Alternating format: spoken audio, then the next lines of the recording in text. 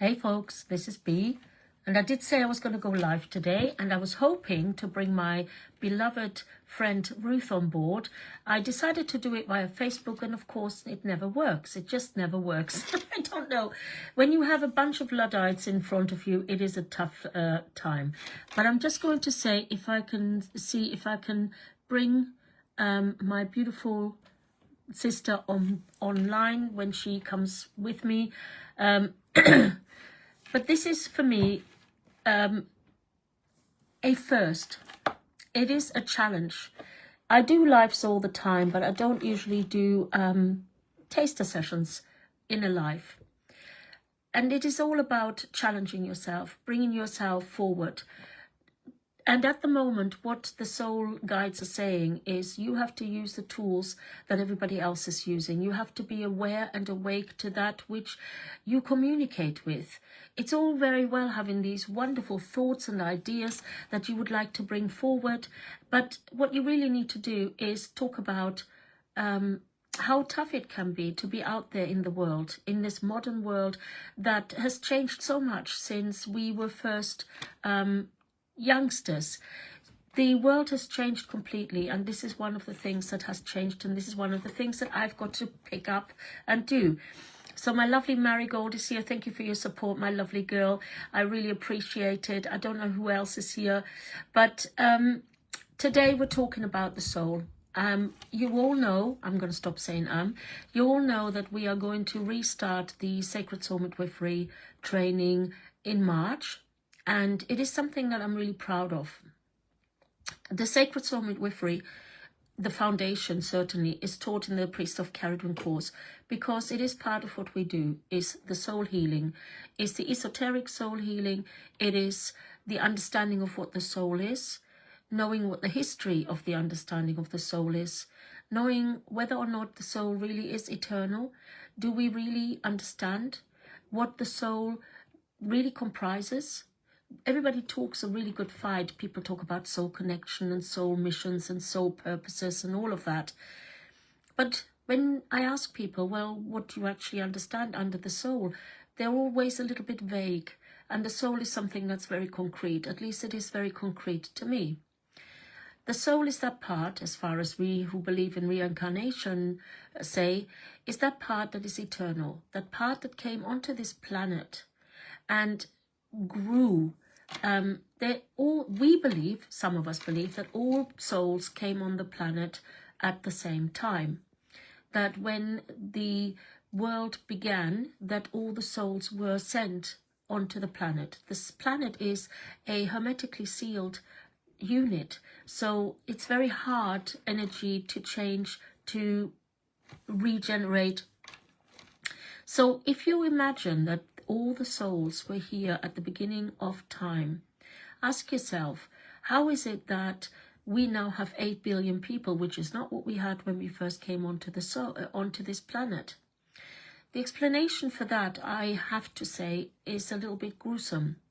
As we as humanity are occupying more of the souls, there is that same death of other beings that are on this planet that are, becoming extinct. So let's think about some of these plants, these animals and whatever that have gotten extinct, and who have now moved forward into human souls. Sometimes people feel that that is the evolution, that is the part of the soul, that we are starting in a very in a body that isn't as highbrow as the human body. And from a complicated point of view, our human body is probably one of the most efficient and effective bodies that you can go into. Certainly, we feel that we have the hand over some of the other, or dominion over some of the other living beings. It can be quite dangerous to think that way. But what about the people who don't believe that the soul travels from one body into the next? What about the people who don't believe that you have more than one existence, that your soul is around, that you can be, that you can heal your soul from one life to the next in a way. What about those people? Well, some of them you see on the planet at the moment. People who think that there's only one life to be lived, one human life to be lived, are the ones that are, unfortunately, usually the ones that cause a lot of pain and suffering to others. There are loads of theories around what the soul does and how the soul moves forward. But for those who think that they only have the one life, they also believe that they can do whatever they want, that there is nothing that comes afterwards. I have quite a few friends who go, well, what the hell does it matter? Because once you're dead, you're dead. Your body goes into the ground or gets cremated, and then whatever you've done in your life, it doesn't matter. And this is a very dangerous thinking, because that thinking is quite nihilistic, and it means that people very often do things in their life that is very selfish and very self-centered. And it is what you see in the world right now. You see a lot of self-centeredness and a lot of selfishness. So if the soul is just in you for that one life, what happens to it when you die? Again, it is still that belief that the soul will move on to another body, but it won't remember who it was. It won't remember you. Now, in my belief system, the soul always remembers who it was in, what happened in that life. And yes, some of the events in some of the lives can have been very, very difficult. They can have been very damaging, very hurtful. And it is possible, and I'm just saying this is a possibility. None of what I say here is a doctrine. None of what I say here is dogma. It is entirely possible that once that life is ended, it is possible that the soul goes into another body and remembers the pain, remembers the hurt, remembers the damage that was done to it or to the person it was in.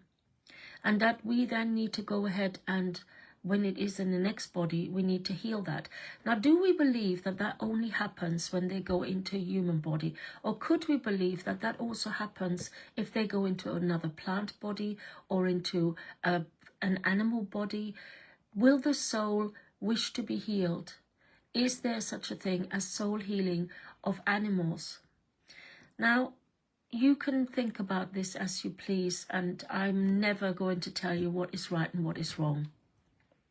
But you have had perhaps animals who have been quite scared about certain things, that couldn't cope with certain situations, couldn't cope with certain events, have been quite damaged, so to speak. And it has nothing to do with the way that they were born or where they were born.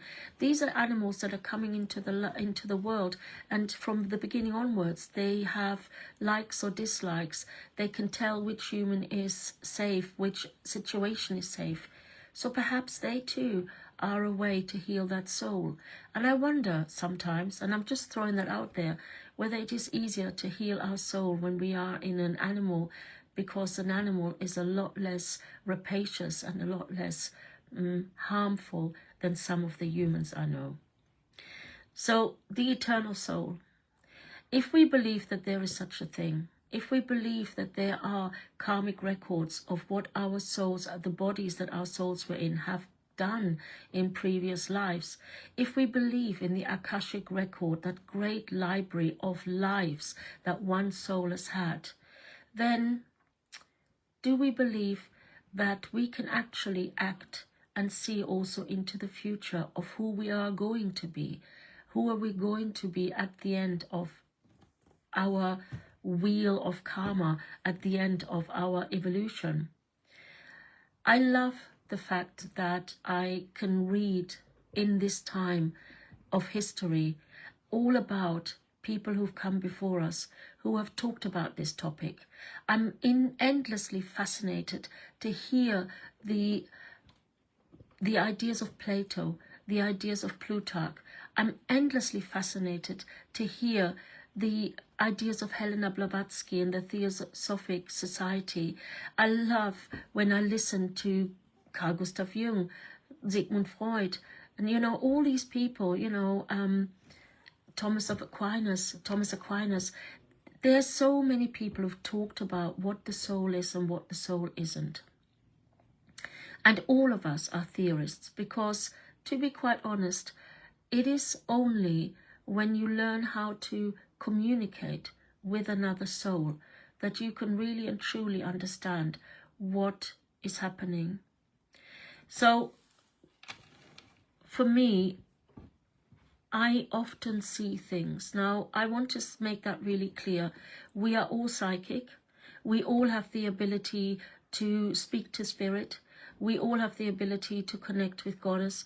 We all have the ability to see things and do it in the ether that others may not be able to see.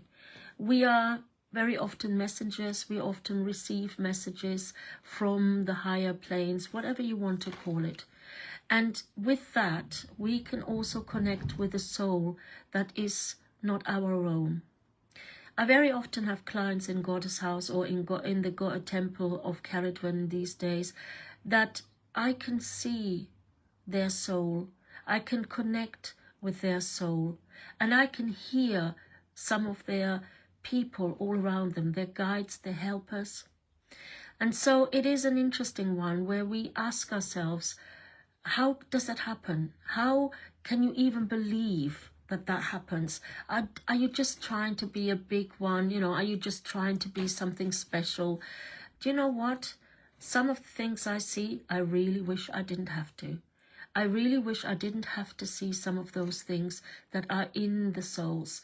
I have seen the death of people. I have seen how they died in previous lives. I've seen how I die in a previous life. I see the suffering that people have had.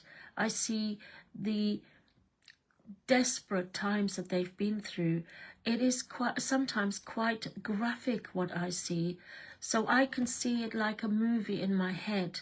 It's not out the front, it's in the back of my head. And I can hear or see the guides that are all around them and who wish to bring them forward into this life to heal what was done to them in a previous life. Excuse me, my throat is going. I'm just checking in with who is here today. I just want to see if I can connect with my beautiful sister and trying to see if my sister is here and wants to talk to me. Like I said, this was supposed to be a double act. We were going to do it on Zoom. I thought it might be easier on Facebook, but it isn't necessarily so. So, in order to understand why there are some people who can see all these things, in order to understand why there are people who open themselves to see these things, because most of the people I know that have psychic abilities, and like I said, I think everybody does, but most of them let them go to sleep. They've probably seen something as a child. They've probably seen something that they didn't want to see. And they're not necessarily in front of their eyes, but in front of their psychic eyes or inner eyes, as we call them. They probably felt something. They probably experienced something that made them think, I don't want to do this. I don't want to be able to do this. I want to switch this off. And the thing about guides are, if you say to them, I want to switch this off, if your soul says, yes, I had a mission here, but right now I can't do this, your sight will go away. You will not be bothered. If they feel that you're overexposed or you have too much sight, pardon me, I need to drink something. They will allow you to step back. They won't allow you to make yourself sick. They won't allow you to make yourself depressed. They are there to protect you. You are their vessel. And it's a bit like, let's say, a car. If you want to know that you're safe as you're driving in the car, you make sure that it's maintained properly. The same goes for seers, for messengers, for the people, oracles, whatever you want to call them. The guides and helpers, the people that are with you, the people who are protecting you, are the people who are going to be looking after your health. They are going to say, you know what, you've done a lot of work right now, so you've seen a lot, you've done a lot of healing. I think it's time for you to take a seat back and we'll go and we'll talk to somebody else for a bit, or we'll come back when you feel strong enough. Because even as a seer, what happens in the world obviously has an impact on you. People talk a lot about empaths, but seers, we don't just feel when there is something not right with somebody. We can see what's going on in their life. We can see scenes from their life. I very often see scenes from people's childhood, for example, and I literally see them being beaten. Sometimes I see worse things. I see also how the soul has suffered from that. It is why I do what I do. So these things, how can you protect yourself against that? Well, you're not necessarily the one that's protecting yourself against that. When I finish a session and the person leaves, it is almost like tabula rasa. I do remember what I saw, but it doesn't perturb me because the guide or the people who've been with me are wiping away. They're wiping the slate clean. I can still remember that, but I don't remember the horror and the fear and the anxiety and the panic that that person was feeling during whatever event it was in their lives. And that's good. Otherwise, it would knock me flying. It would knock anyone who does what we do flying. Why would we want to do this? Why would we want to be in service to the people who are suffering, to the people who need support to help heal their souls? Why do we call ourselves soul midwives? Well, again, there is something very special about service. And this isn't about service that makes you feel that you're special, that you're better than, that you are, you're giving yourself airs and graces. I tell you what, if you're working with Cerridwen, that's my tutelary goddess, yours may be a completely different one. If you start getting over yourself, she does slap you about the head and says, calm down, man, just calm down. You're not that special. You're just what we call a pure soul.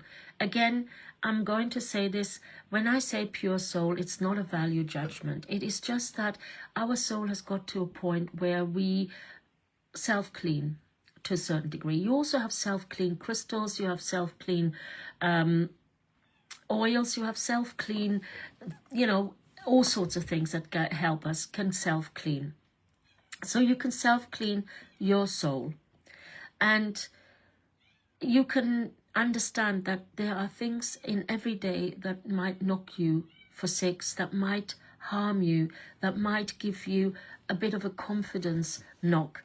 But what you do as a vessel, what you do as a soul midwife is that you are aware of what's happened. You're aware of what is hurting you, and you are aware that you need to look into that and make sure that it's cleaned away, that the slate is clean when you are going back to sleep or whatever, so that you can do the work again. So that's what we talk about when we talk about pure souls. Now, the soul can be harmed, not necessarily by something somebody else does or something you see, but you may well get to a point where there is a challenge coming, where you are told that you have taken something on. You have, in your own ego, in your own spirit, you have taken something on that is not healthy. And unfortunately, we see this a lot right now in people who are healers and spiritual leaders and all this. What's happening in the world is having an effect on all of us. Our souls are all suffering. A lot of people are seeing a coming war. We are being told by some of the guides that there is possible conflict coming in the world. And what are we going to do about it? It's what I said today in my Substack, that we have to be all together and we all have to work with each other. We all have to stand together because together we're stronger. We cannot be undone by people's ambitions unless we allow them to. Eleanor Roosevelt said that really well. She said, nobody can make you feel, oh gosh, I hate when that happens. Do you know the senior moments? Nobody can make you feel less than unless you let them. So it's really about that. So when we become arrogant, when we become self-important, when we believe that what comes through us comes out of us, there is always that divine spark in all of us. But what comes through us from above, from below, from wherever you think these beings are. It comes from a different source. It doesn't come from us. We are the vessel. We are the megaphone. We help people by being a clean vessel so that the channeled messages can come through. That is what our soul was born to do. And that was why our souls are resilient, strong. And, you know, we don't get, how shall we put it, swept away by our own importance. Because that's not what it is. It's why I sit here with my usual look. I don't need anything special. I don't need to be dressed in special things and have different things around me, because I believe that everybody can do what I do if they're ready to step up and help others. Before you do that, though, you have to help yourself. So how do we connect with the soul of another? Very often when I see someone, I can immediately see that light, that bright light of their soul. I also do that when we do embodiment in the temple, when you are in a sort of trance state, but you feel the person that is in front of you, and you see that light that is in them. And I see some most beautiful souls. And I love the fact that when these people sit before me, or they sit before Goddess, not before me, but Goddess shows me what their soul is. It is the divine that I channel. It doesn't matter who it is, that shows me the soul of the person in front of me. And sometimes those souls are quite hidden. Sometimes I've seen souls that are out of the body. Now, there is a silver thread that holds the soul to the body, but often when people are in panic, in shock, in fear, in anxiety, when they can't make sense of the world, the soul almost leaves the body. We often have that described by children who have been horribly abused. Unfortunately, part of my everyday job is to talk to these children, and I can see their soul above them. Now, I have had people say to me, well, if you see the soul above them, you must bring it back into the body. I love these people when they say these things, because it shows me that they haven't got a clue what they're talking about. Because if you bring a soul back into a body that's suffering, you can actually harm that whole body, the whole person, in my opinion. Again, this is always just my opinion and my experience of 20-something years. I often speak to people who have had terrible diagnosis of illnesses. Sometimes they're life-limiting illnesses, sometimes they're terminal illnesses, and sometimes they are illnesses where a person has been through treatment, for example, chemotherapy, and they've come out on the other side, but they're not the same person. Their soul needs to be reborn into the new personality, into the new physicality, into the new person that has come out of that treatment. And this is where I do my best work. This is where, when somebody has gone through a dreadful time, we were just talking to somebody who is going through a divorce. The husband has left them. He's basically making them homeless. And this is a time where we as soul midwives stand by that person, hold that person, help the person get through those tough times, and then midwife them through the threshold into their new life. From being a wife and a mother, a partner, a beloved, into a new identity of being divorced, being left behind, having been discarded, and help them find their own path again, help them find their identity again, help them find their pathway into a new life so that they can step up and step in. And this is the same with people who are unwell. This is the same with people who have had all sorts of dreadful life events and they can't figure themselves out. They can't understand. Sometimes they are so despondent, they're so disconnected from their soul that it actually has an impact on their physicality and they become sick. And we see that quite a lot. Now, I don't know whether anyone here has heard of medical intuitives. The wonderful Caroline Mace is one of my teachers that I'm so in awe of her, of the things that she can do. I'm nowhere near that. But very often, when I hear the story of someone and I hear the story of their soul loss, of their heartbreak, of their terrible times that they've been through, I can actually also see the shadow places in their body where that pain, that suffering has gone into the body. So it's a reverse in a way from when somebody has been physically harmed and that has had an impact on the soul, to there's an impact on the soul and it harms the body physically. I don't know if you fully understand what I'm talking about. This is something that's quite intricate. And this is why we need a year's training. And I'm not making any other training. I'm so sorry. One of the kids has given me another lurg. I'm not denying anybody else's work. I'm not putting anybody else down. That is not my job or my intention.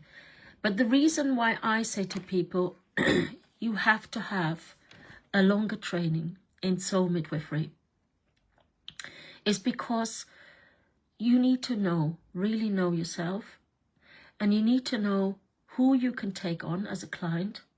You need to know what might trigger you. You need to be able to hold the space for people, hold the sacred container for someone. You need to know when it is your time to let go, when it is time to step in. You need to be really aware of your connection with all the guides. You need to be really full in the knowledge that there is more than just this realm. There is so much more. It is a huge topic. People have studied it for decades in their lives. I wish I had my life again. I wish I'd come to it more earlier. But what I'm trying to do now is awaken those, wake up those, help those to find this pathway a bit faster than 30 years. Because right now people are needed. You are so needed. The world is an interesting place right now. We're not even going to talk about politicians or what's going on politically. I'm talking about all the distant conflicts that have been prevalent. You see, people think, oh, this is nothing to do with me. This is somewhere else. This is not on my doorstep and I don't care about that. And that is a really good attitude to have if you don't want to involve yourself. But the problem is, of course, is if everybody says that, if everybody feels that way, how are we going to make a difference? I could sit on a beach in Gran Canaria, I said that earlier, and sip my gin and tonic and sit with my family, I have family over there, and just let the world go by. But Cerridwen has never allowed me to do that. My guides have never allowed me to do that. They always say, but you're needed. You and everyone else that is able to is needed, especially now. Post-COVID, we have seen an unprecedented amount of people who have, and we knew this when COVID came, who have been diagnosed with the most horrific, fast-growing cancers.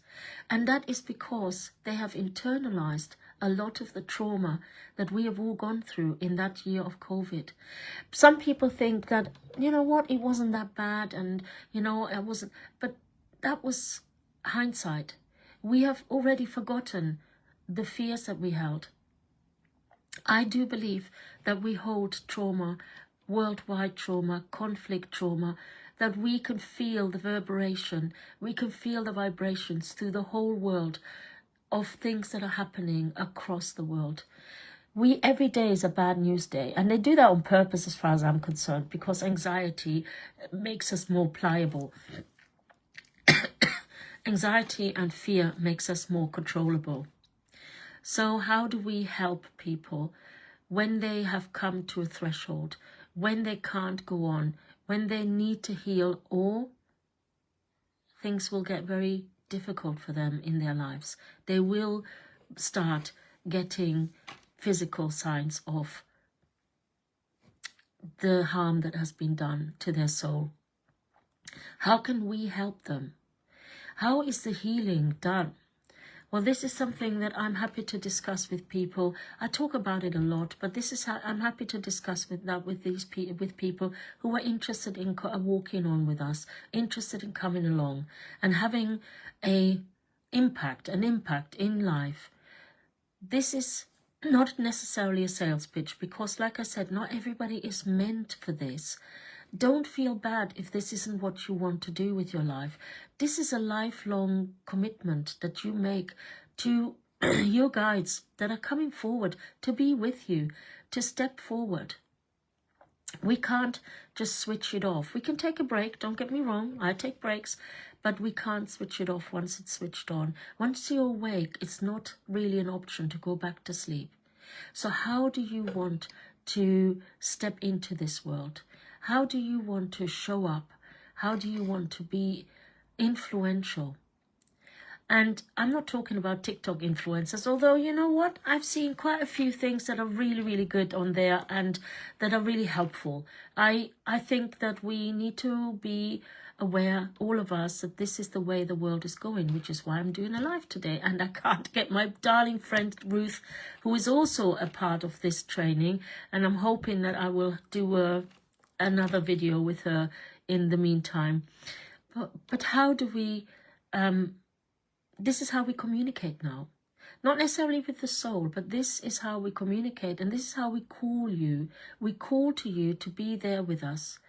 If you really feel that soul midwifery is something that you wish to commit to, that you would like to do work, whether in the physical or in the inner world. So there's two kinds of soul healing or soul midwifery.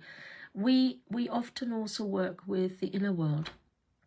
We often also work in a way that is quite magical, quite mythical. So I'm not going to give much more away of that, because people do tend to watch something and then next day they'll offer it on their course. But we have to feel really strongly that we can make a difference in the world. And if we don't step up now, when? I have my grandchildren. I want them to have a world that they can be really proud of, a world that they can live on in peace. And I want that for everyone on the planet. And if we can make a difference, then we should. There is no point in pretending that things are not happening. There's no point in pretending that people are not being harmed.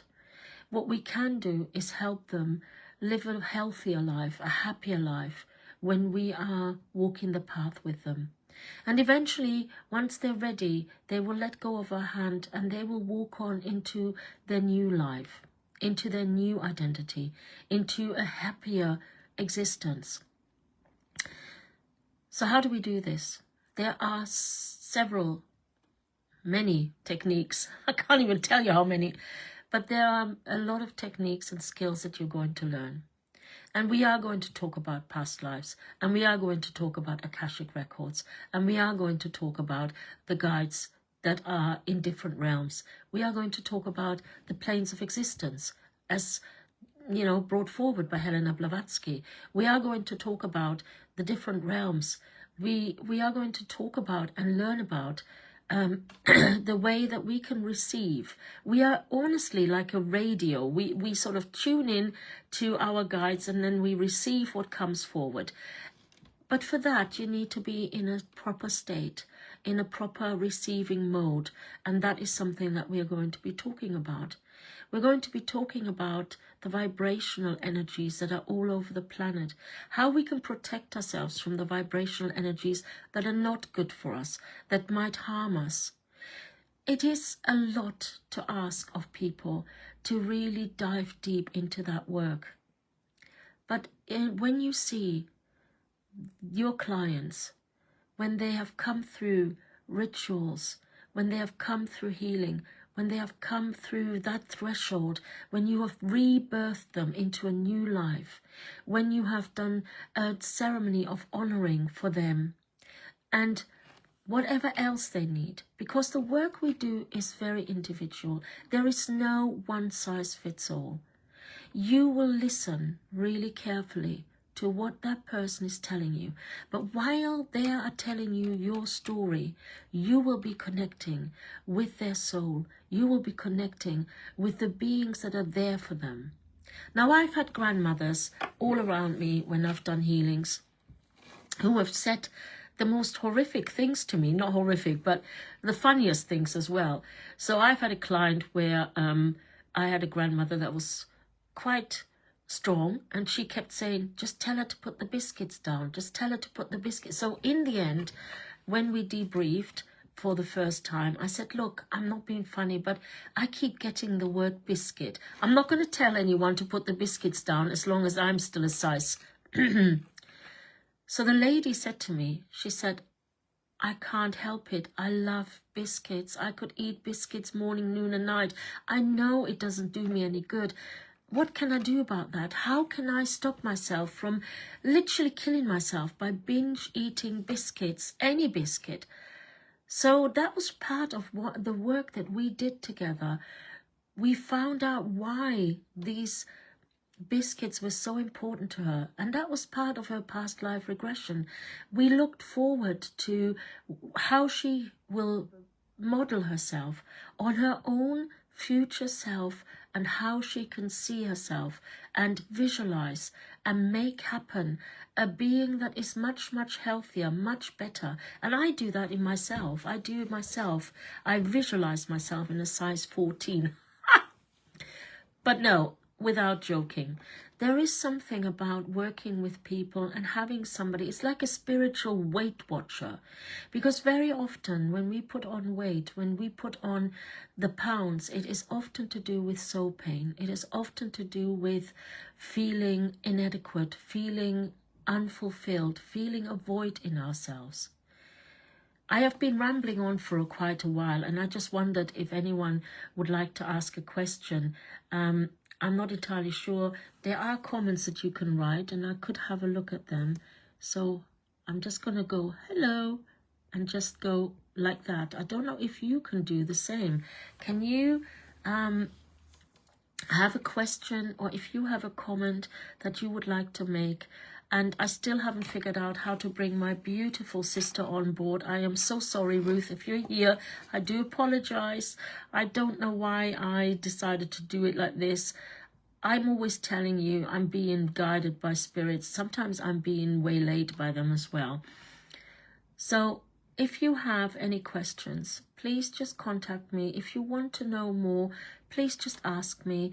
This is work for everyone that is in the spiritual community, everyone who is seeking spiritual development, spiritual enlightenment. These are all words that are being used commercially and that are being used by so many people.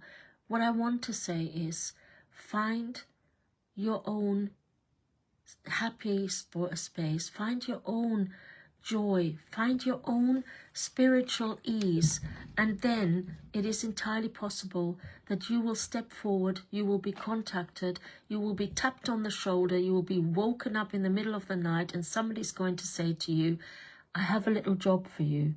I need you to do something for humanity. In my latest Substack, I was talking about, is humanity already sunk? Have we already given up on ourselves? It's a bit tongue-in-cheek, because I know there are so many people out there in the world that really want to do right by everyone, that are working incredibly hard. It doesn't matter which faith they follow. The ones who are truly loving divine beings are working every single day to make this world a better place. I want to be part of that. I don't care. I'm not partisan. I don't care who you work with. As long as it is for the good of all that we can reach, because we can't make it right for everybody. But there will be people out there that we will touch, we will hold, that we will help, and then they in turn will go out into the world and they will be A, a better person, and B, ready to help others. And if it's almost like a bit like a virus in a way, I want to be a soul virus. I want to touch everybody's soul. I want to infect everybody with the firm belief that we can make a difference to people. And everybody needs the process. And very often people say to me, oh, I'm in the process. But sometimes the process is so difficult that you need a helping hand. You can't always do everything by yourself. I get a helping hand. I have my own people that are helping me out, both in the flesh and out of it. So think about it. Ask yourself, even if you're not interested in the training, ask yourself, what can I do tomorrow, the day after, every day, to make this world a better place? How can I help people? And this is what we should all ask ourselves. And if we could make that catching, if we could make that a viral outbreak, then we would be in a much better place here. So I want to just give a small prayer to the divine beings. And I don't care who it is, like I said, to the beings who are here with us tonight. Because there are quite a few. There are people, I can feel them around the people who are watching. And that's another thing, you know. Sometimes you don't even have to be in the same room as somebody. You can see who is with them. And today, when I did my card draw, I drew the angel Sandalphon. Now, I used to really not be an angel person. I would say to people, look, the bee doesn't do angels. The bee is a druid. We don't do angels. But it really is about something about feeling the light of some of these vibrations. And maybe these beings are just energy vibrations in the world.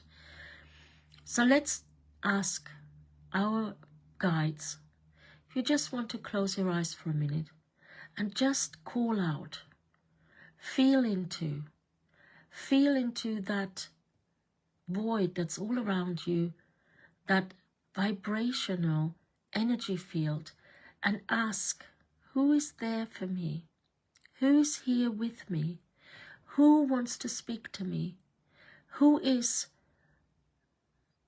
in the same vibration? Whom can I help? Because they are all needing our help as well.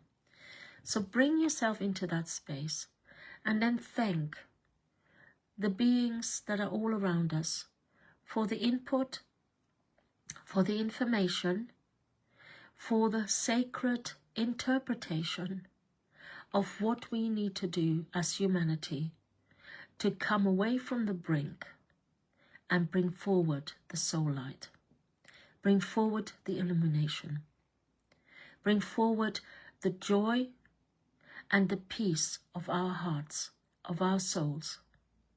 The soul has had a lot of experience. It's seen a lot in all the times that we have been on this planet, whether they're just in your body or in other bodies. But the souls have experienced a lot. They know what's coming. And so ask them to be there for you, to walk the path with you, to find your own peace and then radiate that out.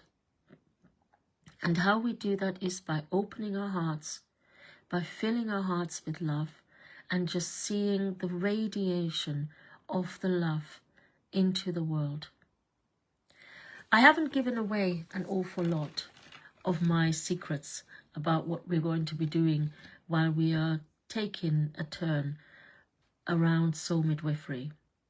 Like I said, for those of you who are truly interested, I'm very happy to have that conversation. It's one by one. But for now, next week we're going to have another one of these little chats, and then I will make sure that we have Ruth with us so that you can get to know Ruth as well. She is an absolutely beautiful soul, another really pure soul. You couldn't meet a more loving person in the world. And I can say that now because don't know if she's here or not. But be